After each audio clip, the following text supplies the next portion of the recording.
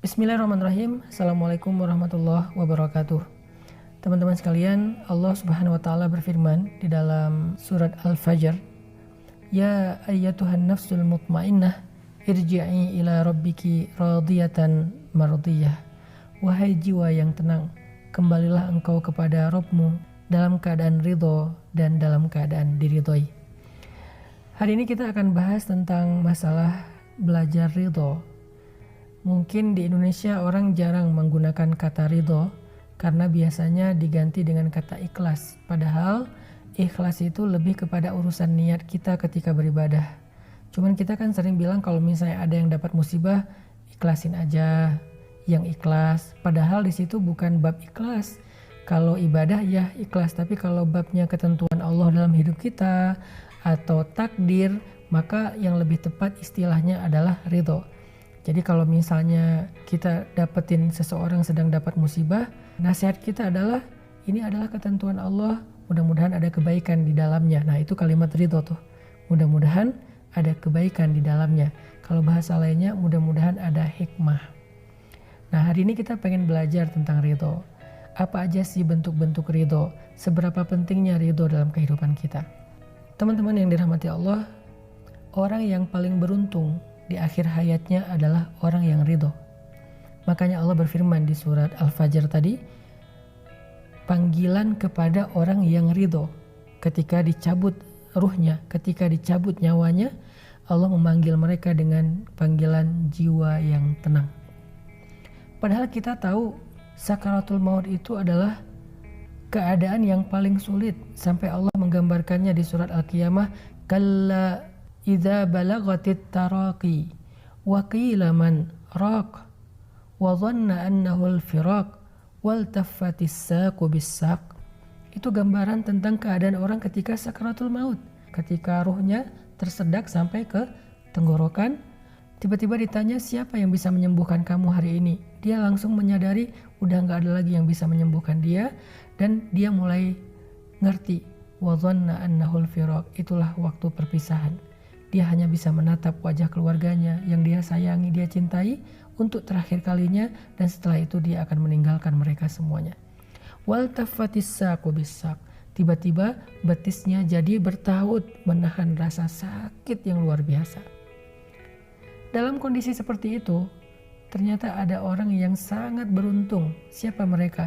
Orang yang Allah panggil dengan kalimat ya ayyatuhan nafsul mutmainnah. Mau meninggal, nyawanya sudah berada di tenggorokan, taubat udah gak diterima, dia harus berpisah dengan semua yang dia cintai di dunia, harta, keluarga, dan seterusnya. Tapi dia termasuk orang yang bisa tenang menyambut kematian. Mutmainnah, hatinya tenang, wajahnya berseri-seri. Siapa mereka? Mereka adalah orang yang radiyatan, orang yang ridho, orang yang selalu menerima ketentuan Allah selama hidupnya. Itu pentingnya sifat ridho. Terus lawannya ridho itu apa? Lawannya ridho itu adalah kufur. Dia protes gitu dengan ketentuan Allah. Ya Allah, kenapa saya yang diginiin? Ya Allah, apa maumu? Ya Allah, engkau tidak adil. Itu kalimat-kalimat orang yang kufur dan tidak ridho dengan ketentuan Allah Subhanahu wa ta'ala. Memang ada yang kufur nikmat, tapi kalau ini bukan kufur nikmat, kufur takdir, kufur terhadap ketentuan Allah. Sehingga kalau dia menghabiskan usianya dengan protes, mempertanyakan ketentuan Allah, keputusan Allah, kehendak Allah, kenapa saya kayak gini, kenapa pasangan saya kayak gitu, kenapa hidup saya kayak gini, maka ketika akhir hayatnya dia menjadi orang yang paling gelisah dan menjadi orang yang paling tersiksa saat sakaratul maut. Tidak tumakninah, tidak ya ayyatuhan nafsul mutmainnah. Jadi salah satu di antara keistimewaan ridho itu adalah melahirkan tumakninatul qalb, rasa tenang di hati kita. Kalau kita ridho dengan semua ketentuan Allah, hati kita itu akan merasa tenang dan bahagia. Gak ada hal yang mengusik perasaan kita atau yang membuat kita merasa gak nyaman. Kenapa? Tumakninah, tenang, kita terima dengan semua ketentuan Allah. Lalu gimana caranya biar kita bisa tumakninah, biar kita bisa tenang, bisa bahagia dengan ridho ini? Karena gak semua yang terjadi itu kita bisa terima, gak semua terjadi itu kita ngerti. Gimana biar kita bisa ridho? Caranya adalah berbaik sangka kepada Allah Subhanahu wa ta'ala. Gimana cara berbaik sangka kepada Allah? Katakan untuk diri kita sendiri, la'allahu khair. Mudah-mudahan di dalam ketentuan ini ada kebaikan. Mudah-mudahan ada kebaikan. Mudah-mudahan ada kebaikan. Kata kebaikan inilah yang kita ucapkan berkali-kali agar kita selalu yakin Allah itu gak pernah pengen menzalimi hambanya. Allah tuh gak pernah pengen ngeprank hambanya. Allah tuh gak pernah pengen cuman harkosin hambanya, ngasih harapan kosong. Enggak. Allah itu la yukhliful mi'ad, gak pernah ingkar janji, gak pernah harkos, gak pernah PHP. Allah itu gak pernah bidzallamin lil abid. Allah tuh gak pernah zalim kepada hambanya atau suka ngerjain hambanya, ngeprank hambanya, gak pernah. Jadi kalau ada satu ketentuan Allah yang menurut kita kayak sesuatu yang gak kita inginkan tapi terjadi dalam hidup kita dan kita pengen ridho, katakan saja la'allahu khair, mudah-mudahan ada kebaikan di sini. Sehingga dengan kita katakan mudah-mudahan ada kebaikan di sini, kita sudah berbaik sangka kepada Allah Subhanahu wa taala.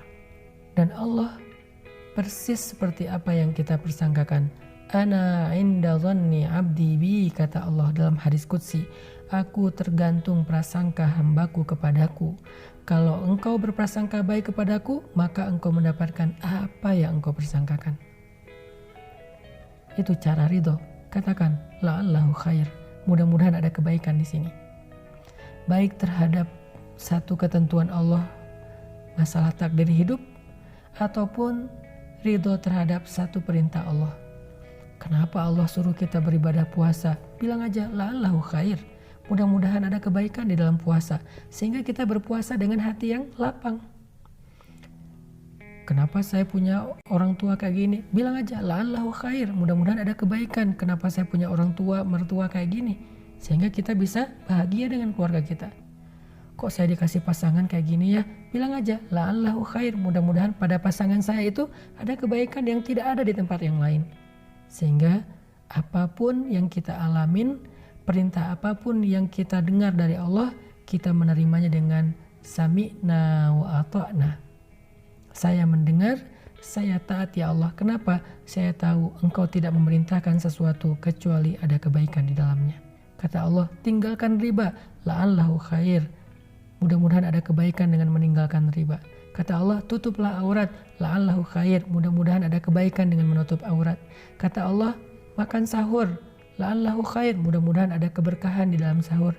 Kata Allah, buka puasa, walaupun kita belum lapar, buka puasa aja, makan, mudah-mudahan ada kebaikan di dalam berbuka.